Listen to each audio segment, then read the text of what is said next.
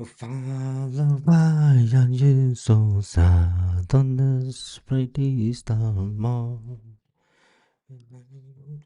Good morning and welcome back to the Word Celtic Fans View this morning. Just going to drink my coffee before it goes cold.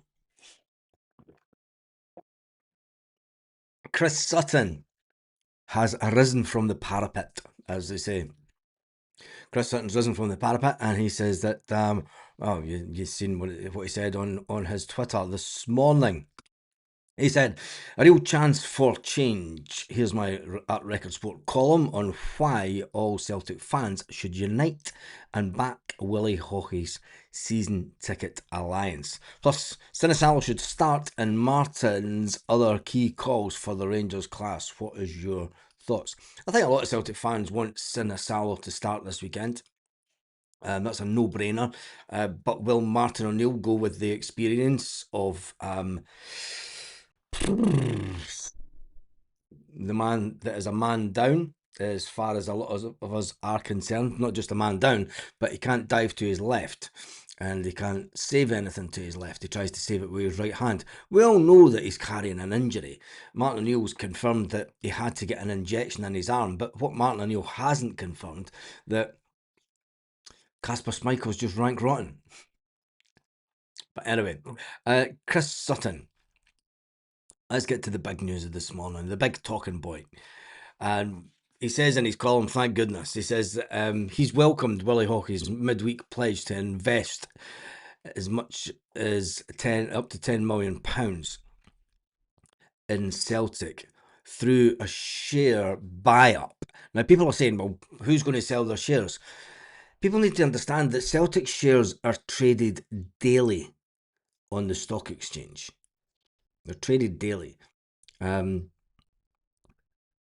wouldn't be able to buy up £10 million worth of shares in one go, I don't suspect. That would have to be... There has been ones over the last couple of months where it's been off books. Now, that means it doesn't go through the stock exchange. I'm not too sure, but it's done directly between two parties rather than through a broker when it's done off book. But Chris Sutton has described the pledge to invest, describing it as much needed and potential positive step. When Celtic were away to Stuttgart, when they were out town, when all the hierarchy at Celtic were enjoying another free tipple, we'll remember the last time that a Celtic CEO was pictured, videoed with some random Celtic fan on an away day trip. I wonder if he had some German beers, Michael Nicholson. There was no pictures. He obviously wasn't kicking about the streets with the ultras, trying to go and find some German whatever. Nicholson must have been holed up in the hotel, maybe sitting at the bar while Martin O'Neill's sitting drinking a tea across the hotel lobby from him, and Nicholson's getting absolutely smashed at the bar because it's his last European away trip with Celtic, because hopefully he's going to leave in the summer. But whilst we were in Stuttgart, well, the fans and the players and everything were in Stuttgart, Willie Hawkey was on his radio station. Yes, he does own the studio where Go Radio is, and I'm not too sure about it, but anyway, or is it Talksport? Go Radio, I think it was. But he did put out a proposal to invest up to 10 million in Celtic shares, and he'll launch what he's calling the Celtic Season Ticket Alliance. The idea is straightforward. Ambition: membership would limit season ticket holders. For every 10,000 supporters who signed up, Hawkey has committed to purchasing £2 million worth of shares. That could be done quite easily over a period of time. You know, this isn't going to be an initial, I'm going to go and buy £10 million worth of shares tomorrow. You never know, it might happen, but I'm already seeing, when you go into Chris Sutton's page on Twitter, you're already seeing the negativity from Celtic fans, which is, you know, people have opinions on successful people, and ultimately it's a split camp. The same Willie Hawkey who sits side by side with the charlatans in the director's box every game. Mm. Another gangster is another one. Do you know what I love? I love it when like just normal class working folk have a dig at folk that have been highly successful. I don't care how he's made his money. I know that he's got the. I did do a quotation for his city group at one point for medical evacuation chairs, evac chairs, and other medical equipment back in a different lifetime ago, very long time ago. It was in 2010, and I know that he's made a lot of money for that. I don't care what he's done. Do you know, there's a lot of people out there that just love to have a dig at people that have made it big. And it's such a Scottish thing. Do you know, it's when you make it, it's like, well, fucking don't care if you've made it. You're still fucking, oof, still Duck Thompson's wenge, you prick, you. He's a fucking wanker, him, isn't he? He's just a fucking wanker. But anyway, it's the way that most Scottish people are. But for me, I think it's a good idea. We'll get some comments in it. Um,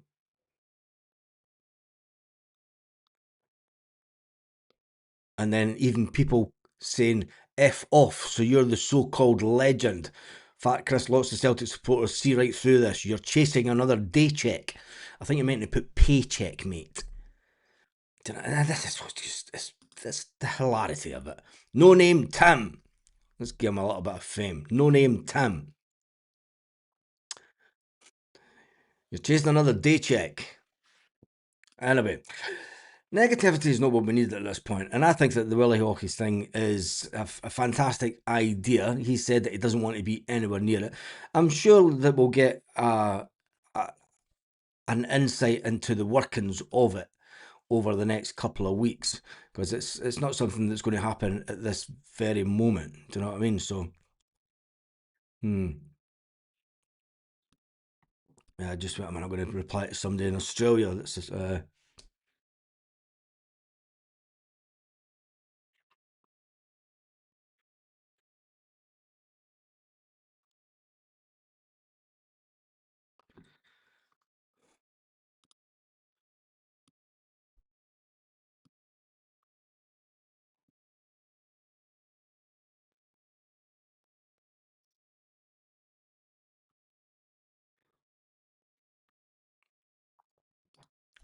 chop chop. Be madman.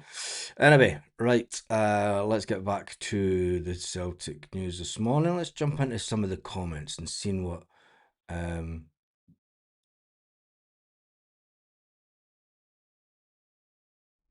I'm going to skip through the comments. Yeah, you're just all talking to yourself. Good morning, everyone in the comments. Thanks for the freedom of speech yesterday, Baz.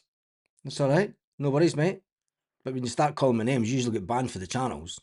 So, do you know what I mean? You start getting personal, I call it out, and I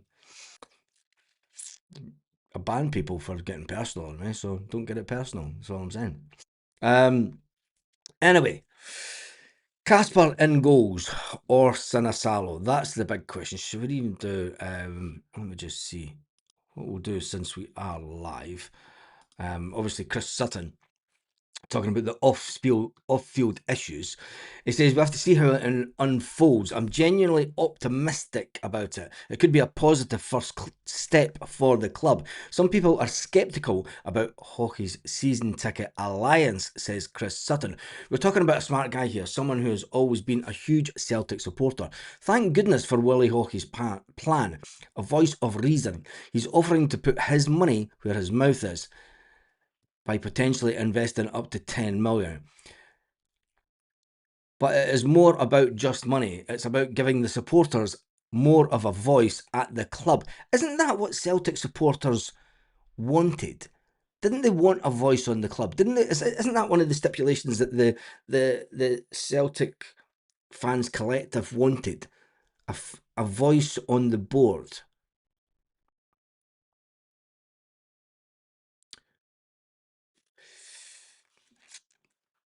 A voice on the board. Isn't that what they wanted?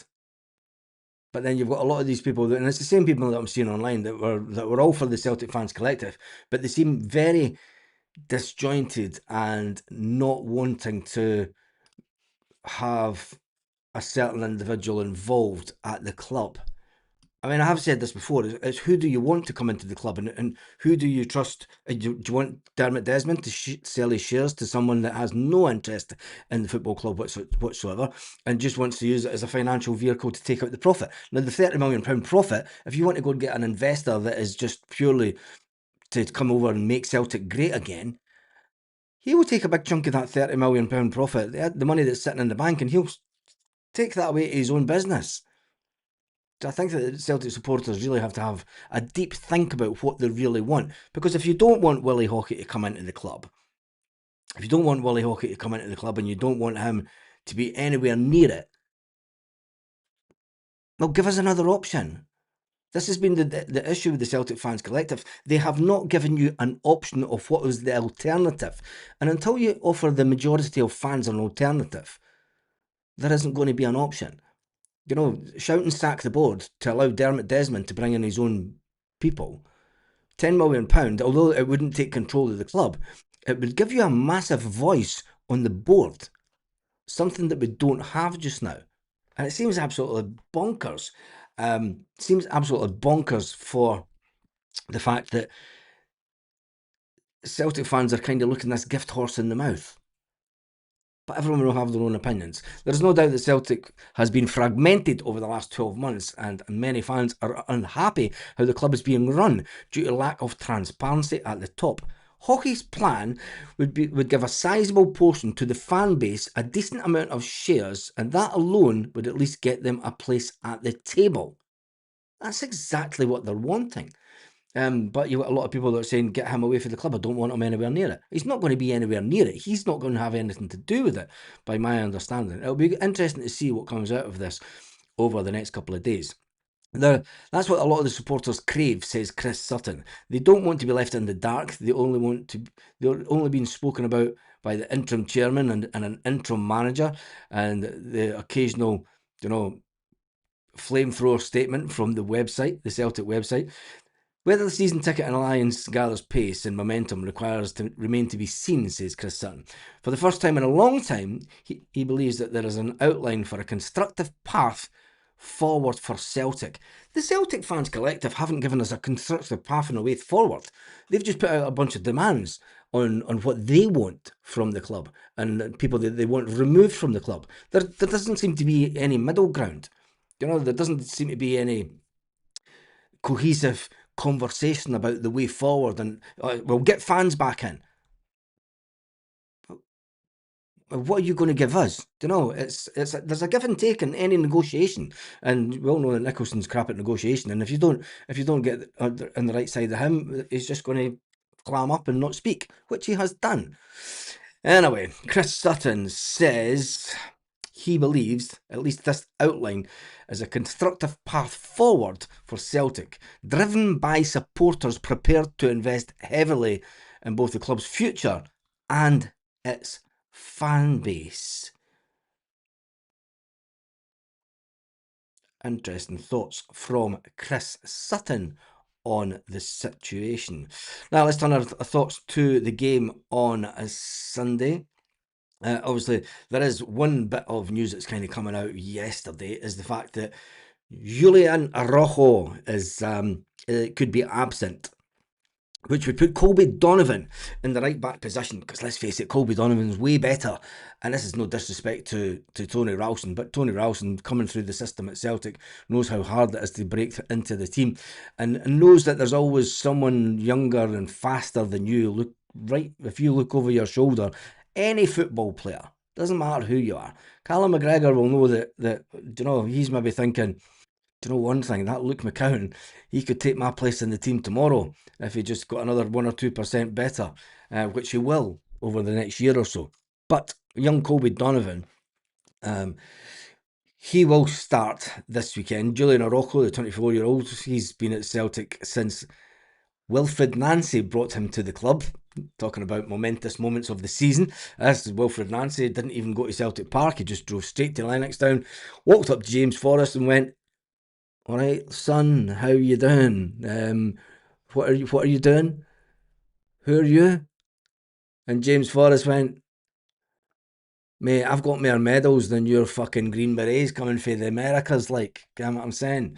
But anyway, it was that was one of the most bizarre. If he had done his homework and he would have known who James Forrest was, he should have went up and shook his hand and said, "Fair play, mate. Congratulations. You're the top top player in this club that's won more than anybody.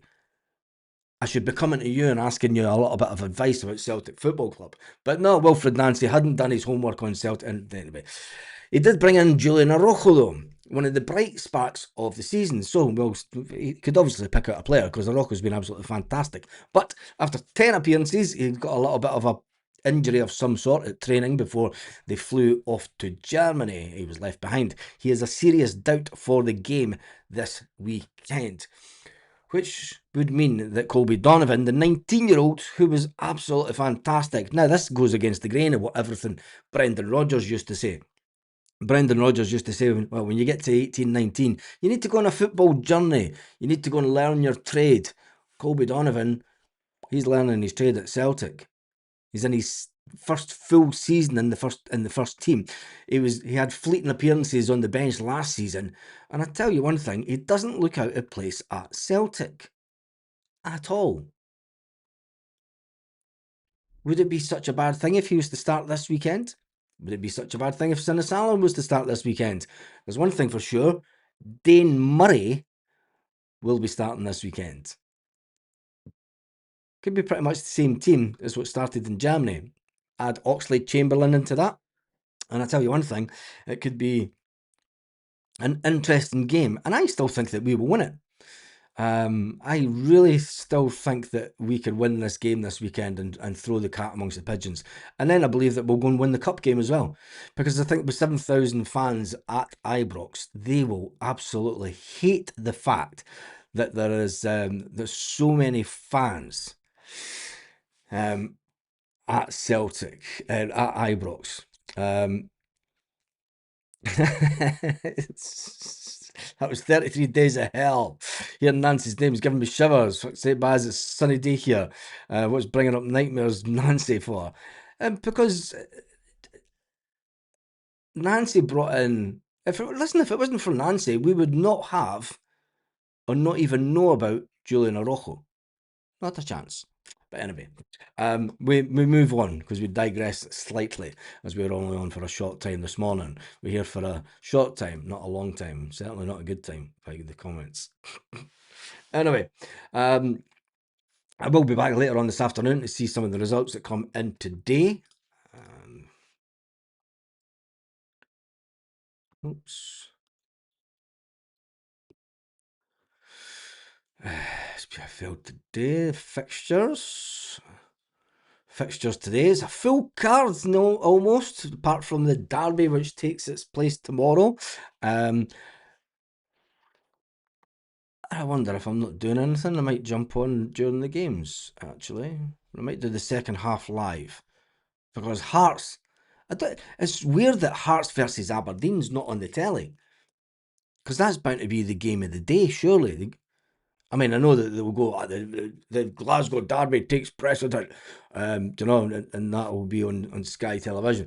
But when you look at the games, Dundee versus Hibernian, Falkirk versus Kilmarnock, Hearts versus Aberdeen, I reckon, can Aberdeen do anything in that game? Aberdeen are woeful just now. Livingston versus St Mirren, it's a bit of a dogfight, that one. Motherwell versus Dundee United, that's a bit of oomph, that game as well. And then when you take that into consideration, and when you look at the SPFL table, where's the table? When you look at the table, do you know, there is some games that could definitely change. Dundee United, I think the top six pretty much settled, isn't it? Does look as if, I mean, I can't see with 10 games to go, can Aberdeen go on a 10-game unbeaten run? Can Dundee United go on a 10-game unbeaten run to try and close the 9-point gap against Falkirk? So it looks like the top six will be Falkirk, Hibs, Motherwell, then Celtic, Rangers and Hearts in whatever form that you may take between now and the end of the season. Well, hopefully once Celtic play Aberdeen, Celtic will take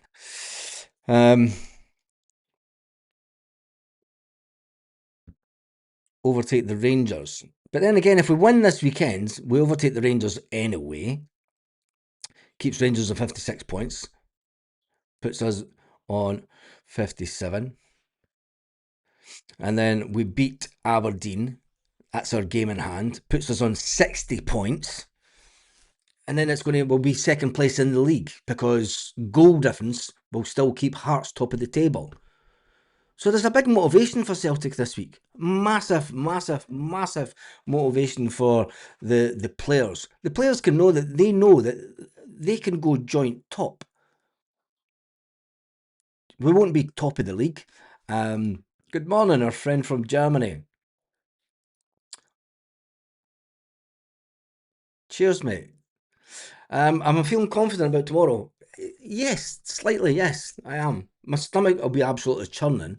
But I think that the way that they've been kind of grinding out results. I think there was one game that we got beat at home, which we didn't expect. It's going to be a dogfight. It's going to be. I mean, you watch that game tomorrow, and it will be a complete dogfight of a game.